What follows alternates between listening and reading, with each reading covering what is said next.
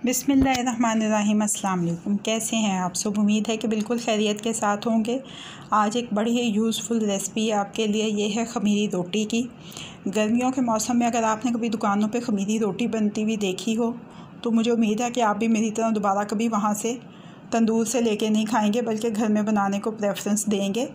तो ख़मीरी रोटी बनाने के लिए सबसे पहले तो इसका आटा तैयार कर लेते हैं। इसका आटा तैयार करने के लिए मैंने एक प्याले में मैदा ले लिया है।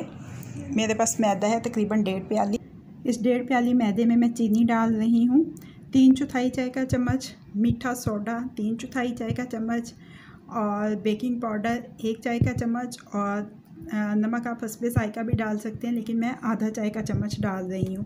तो ये चीज़ें इसमें डाल के दही डाल दिया मैंने 1.5 खाने का चम्मच। अच्छी तरह से मिक्स कर लेंगे और उसके बाद नीम गर्म पानी डालते हुए इसको गूंद लेंगे। नरम आटा गूंदना है हमने, सख्त नहीं गूंदना है, नरम सा आटा गूंदना है ताकि रोटी बेलने में हमें आसानी हो।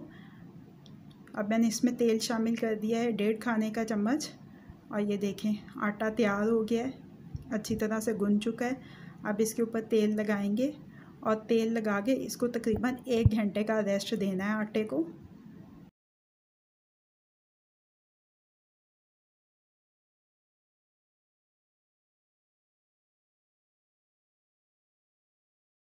घंटा गुजर चुका है। थोड़ा सा खुश्का डाल के एक दफ़ा आटे को फिर से गूंद लेंगे और इसके मैं 2 पेड़े बना रही हूँ, यानी कि 1.5 कप मैदे के साथ आपकी 2 बड़े साइज़ की बहुत अच्छी बड़ी जंबो साइज़ की ख़मीरी रोटियाँ बनेंगी।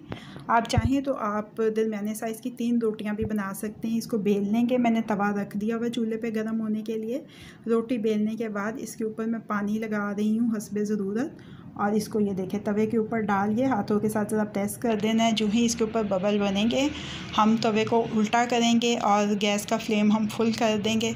अब आपने इसको चेक करते हुए और उसके बाद सेंकना है। ये देखें हमारी ख़मीरी रोटी तैयार हो गई है।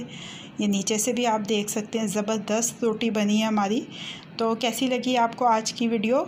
अगर आपको मेरी रेसिपी पसंद आई है तो इसको लाइक और शेयर भी कीजिएगा और मज़ीद झटपट बन जाने वाली मज़ेदार रेसिपीज़ जानने के लिए मेरे चैनल को देखते रहिए। अल्लाह पाक आपके दिलों को, घरों को, दस्तरखानों को हमेशा आबाद रखें। फ़ी अमान अल्लाह।